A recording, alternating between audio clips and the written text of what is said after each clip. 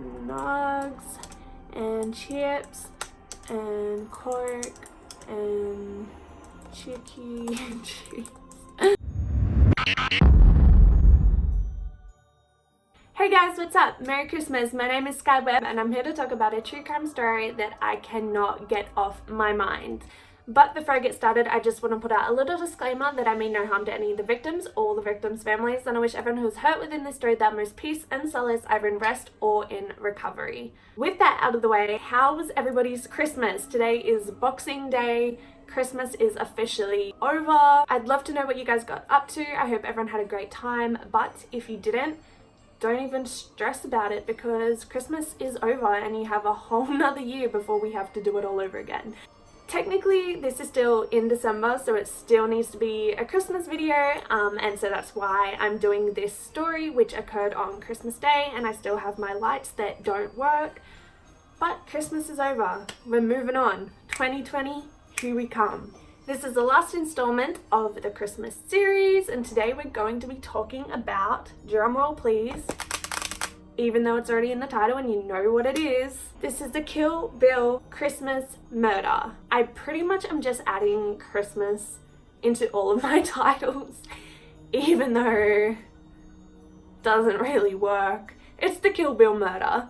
So William Bill Stevenson was actually killed on Christmas Day in 2013 by two of his friends, Danielle Kerr and Darren Lewis. The three of them met in Victoria, Australia, which is where the murder was committed, and Danielle and Darren had only actually met a couple of weeks prior to the murder. The pair formed a really quick and really intense bond, and this was due in part to their shared love and use of the drug ice, or meth, which is methamphetamine. Methamphetamine. It doesn't sound right. So methamphetamine is a stimulant drug that can cause users to stay up for long periods of time. It can cause anger issues and ego issues. It can cause a false sense of superiority, a lack of empathy, and even hallucinations, quite vivid hallucinations if the drug is used consistently enough and long enough. Hallucinations. So Bill Stevenson, which was the victim, also was a user of ice, and that's how they sort of were friends, the trio, and they regularly used together during their friendship. So both Danielle and Darren claimed that the three of them used drugs the night before, which would be Christmas Eve, but that wasn't like the original or first time in a while. That was like a continuation of a bender. They were basically on a meth bender, which is something a lot of people who use that drug do. So by the time meth users sort of bender for too long, they become overamped, which means they haven't had enough sleep, they've had too much of the drug. Usually to become overamped, it's like you've used the drug for 2 weeks or more, which is a pretty long time to not sleep.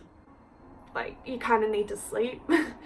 And so that's the point where hallucinations are usually brought on. Usually the hallucinations will make a person quite paranoid and afraid that people are watching them or talking about them or trying to get them. But instead of hallucinating and being paranoid and freaking out, Darren claimed that Danielle had actually stumbled across this great idea that she was really enthusiastic about, and that plan was to kill Bill. And when she brought it up to him, she laughed about the fact that we were going to kill Bill because of the movie called Kill Bill. She thought this was like some crazy, hilarious pun type thing. Like, she just was like in hysterics about the fact that she was going to kill Bill. So Danielle was the ringleader of this little plan. She was the instigator of the murder. She claimed that she wanted to feel what it felt like to kill somebody, and it's suspected that she was chasing the high that she got from these drugs, but the drugs sort of weren't hitting it right, and so she wanted to reach the next high, which she thought was going to be killing someone. She thought that was like the next thing, but she wasn't sure if she could kill him on her own, and so that's why she sort of ringed Darren into it. And Darren did agree that if she was unable to kill Bill, he would step in and do it for her and finish the job for her. And so he was by no means innocent in this. Just because he wasn't the ringleader, he had every intention of being a murderer. So the pair went and picked up Bill the next day from work. So this is Christmas Day now. They've gone and picked him up from work, and then the three of them have stopped on the side of a dirt road near Kamarooka. All three of them got out of the car and Darren went to go piss somewhere, at which point Danielle took her clothes off and changed into a dress. And then Darren claims that she bent down and picked up a fairly large rock, smiled at Darren, and then hit Bill with this rock over the backside of his head. So he staggered from the impact and tried to get back to the car, but Danielle ran in front of him. She made it to the car first and she pulled out a hunter's knife from the car's passenger seat. So at this point she started to pursue him as he sort of tried to stagger away from her, and she called out to him, "I told you I was going to kill you, you knew I was going to kill you." At that point she then stabbed him in the face, the neck and the chest with a really large hunting knife. Bill found a chance to run, and so he took it and he started to try and get away, but Danielle and Darren both jumped in their car and actually chased him down, at which point Bill sort of just collapsed. He was fairly exhausted. He had been pretty severely injured, and so he collapsed next to a tree. Danielle decided then to take advantage of this situation and have a look at her surroundings, and so she picked up a big tree branch and started to hit him with this tree branch. At this point, Bill had actually begun to beg for his life, pleading with her to let him live, which is when she started telling him to die. So as she was hitting him, she was like, "Die, die." That felt very similar to the Slender Man killing. A lot of crazy people in this world tell people to die while they're trying to kill them. They then put Bill's body into the boot, the trunk of their car, and drove off. They drove to Wellsford Forest, where they doused the entire car in petrol as well as his body in petrol and lit the whole thing up in flames. After they had set the car alight, Danielle begged Darren to have sex with her next to the dead and now charred and burnt body, but it hasn't really been confirmed whether or not the couple did have sex, but Darren claimed that he was not into that. Danielle was. She basically enjoyed the murder, and this was like the cherry on the cake. Like she just wanted to go all out, I guess. So then the pair used a pitchfork to kind of try and disperse of his body, which wasn't very successful, and then they went home. So William Bill Stevenson's body was found on the 2nd of January along with his car, and it didn't take police very long to piece together what had happened, and so Danielle and Darren were both taken into custody. And at that point Darren was really forthcoming with what had happened. He wasn't really inconsistent. He kind of did tell the truth and what had happened, and he helped police piece together the story of what had happened. Whereas Danielle's story, on the other hand, was very inconsistent. It was riddled with lies. She claimed that it was all Darren's idea and that she was powerless to stop him, and that was super inconsistent with the evidence as well as Darren's own statement, and so police were like, "You're lying." That's 2 stories out of 2 weeks in a row where it's been a female who's instigated things and then hidden behind a male and been like, "No, it was him, I had no choice." Females be sneaky out here.